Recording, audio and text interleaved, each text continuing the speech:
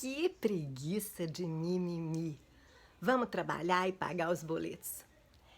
Esse foi o comentário de uma mulher na minha página do Facebook, quando eu tinha colocado um post comentando a tão viralizada frase do ministro Paulo Guedes, quando ele disse que o dólar alto é bom e o problema era que as empregadas domésticas estavam viajando muito para a Disney quando o dólar estava baixo. Então ele disse que o dólar alto é bom, né?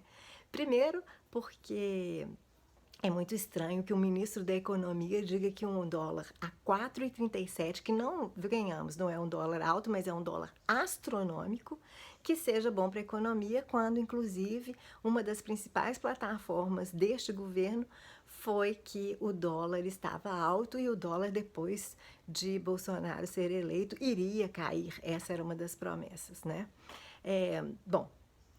Com relação à questão do dólar alto, a gente não precisa ser economista para saber que dólar nessa altura não é bom para a economia, uma vez que o Brasil é um país de commodities, é um país que exporta produtos mais in natura, né? E importa produtos industrializados, ou seja, só para a gente entender um pouquinho, a gente exporta minério de ferro e a gente importa produtos como aço. Então, assim, não é bom para a economia, não é bom para a indústria brasileira, porque é a indústria brasileira que depende muito da importação de certos produtos, maquinários, enfim, até tecnologia, para poder se desenvolver. Então a gente sabe que esse, primeiro, não é um discurso, não é um argumento de uma pessoa do nível de um ministro da Economia. Mas o que realmente causou muito mais, vamos dizer, desconforto, foi o fato dele ter dito que quando o dólar estava baixo, as empregadas domésticas estavam viajando para a Disney. Ora, a gente sabe que nesse caso o ministro não está falando de empregadas domésticas, ele está falando de todo um extrato da economia, de toda uma classe social que, segundo ele mesmo, e os números mostram isso, num determinado momento da história do Brasil, teve uma ascensão a ponto de conseguir fazer viagens, não sei se conseguiam fazer viagens para o exterior, porque venhamos e convenhamos, né? Empregadas domésticas e outros profissionais nunca tiveram um salário que lhes permitisse tantas extravagâncias ou tantos gastos, porque o primeiro gasto dessas pessoas sempre foi realmente com as suas necessidades mais básicas. Mas houve sim no Brasil um momento em que as pessoas puderam viajar mais, que as pessoas puderam comprar carro, puderam comprar sua primeira casa, a gente sabe que isso houve. E naquela época eu cheguei a ouvir várias pessoas dizendo coisas do tipo: nossa, os aeroportos estão parecendo uma rodoviária. Um discurso extremamente preconceituoso, que a gente sabe que por trás desse discurso as pessoas estavam dizendo: olha, a rodoviária é o lugar dos pobres e é lá que eles devem ficar, e os aeroportos são lugares para os ricos frequentarem. Então há um incômodo com relação a isso em primeiro lugar. Mas eu vim aqui principalmente para falar do comentário dessa mulher no meu Facebook, né? No meu Facebook, no post que eu tinha colocado, e dizendo que era muito mimimi. Primeiro, quando uma mulher fala com a outra mulher, ou quando um homem fala com uma mulher, que ela está muito cheia de mimimi, eu vejo por trás desse discurso muito misoginia. Uma misoginia aí, ou seja, um ataque à fala de uma mulher. A minha pergunta é: essa mesma pessoa falaria para esse ministro, por exemplo, que ele está cheio de mimimi? Será que ela falaria com ele: bora trabalhar, não para pagar os boletos, mas bora trabalhar para o povo brasileiro, né? Será que ela falaria isso com um homem? Porque todas as vezes que eu vejo alguém falar: é muito cheio de mimimi, está se referindo a um gênero, está se referindo à mulher, em primeiro lugar.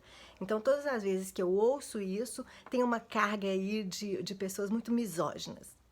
Depois, eu vejo que por trás desse discurso também, além de ser um discurso muito vazio, porque quando a pessoa fala para de mimimi, na verdade ela está dizendo o seguinte: eu não tenho argumento para discutir com nada, porque eu não tenho base né? Eu não tenho como defender o indefensável. Então, como ela não tem como, como argumentar e como ela não tem como defender um determinado ponto de vista, ela ataca. Né? Ela ataca e ela fala com o outro que ele está cheio de mimimi. Essa é uma estratégia muito comum das pessoas mais fracas, das pessoas que realmente não têm argumento, e aí, como elas não têm argumento, elas entram na defensiva. Né? Elas não aprofundam no discurso para defender uma certa ideia, uma certa teoria. Outra coisa que eu percebo nesse discurso, uma carga enorme de machismo. Um machismo aí que vem carregado e muito talvez no inconsciente dessas pessoas. Pessoas que não observam ainda que por trás desse discurso quando ela fala para de mimimi, mulher, quando ela fala isso, por trás desse discurso, ela está dizendo o seguinte: a mulher não tem direito de falar certas coisas, a mulher não tem direito de estar em certos lugares, a mulher não tem direito de defender tais ideias, né?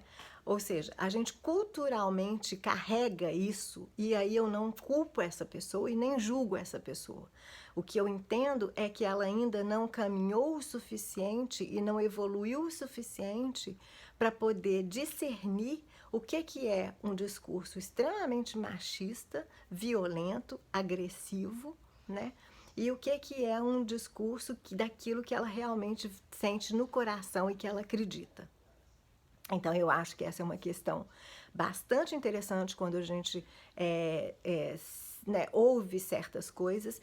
Eu, inclusive, no artigo que eu escrevi, no post que eu escrevi falando um pouco de sororidade, essa palavra que está todo mundo falando tanto, e o que eu entendo de sororidade é que, primeiro, sororidade é sim um verbo, é ação, é a atitude que a gente tem que ter de estar do lado das mulheres, de apoiar as mulheres, de não permitir que mulheres sejam atacadas, diminuídas pelo simples fato delas serem mulheres.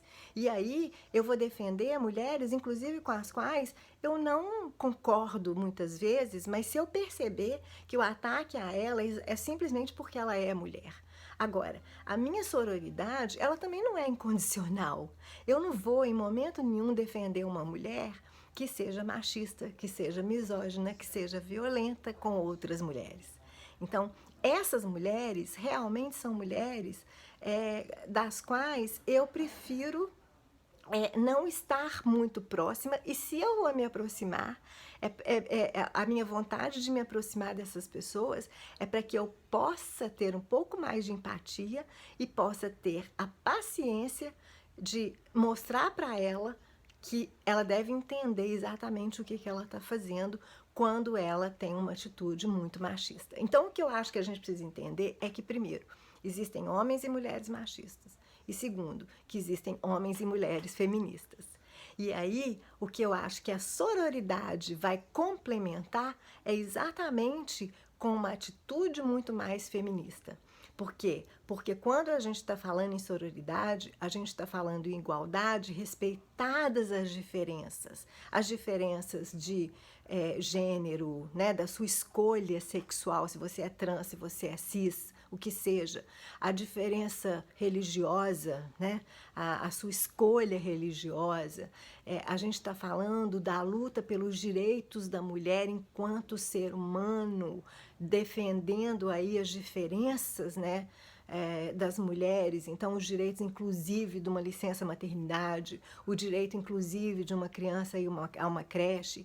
Então a sororidade, ela é algo que está diretamente ligado também a esse movimento feminista de, primeiro, apoiar, defender as mulheres, né, para que elas sejam respeitadas nos seus direitos, né, respeitadas nos seus direitos, respeitadas as diferenças sociais, diferenças de cor, diferenças de opção sexual, diferenças de religião, seja lá quais forem, mas que, acima de tudo, os direitos humanos sejam respeitados e prevaleçam para que a gente construa uma sociedade melhor.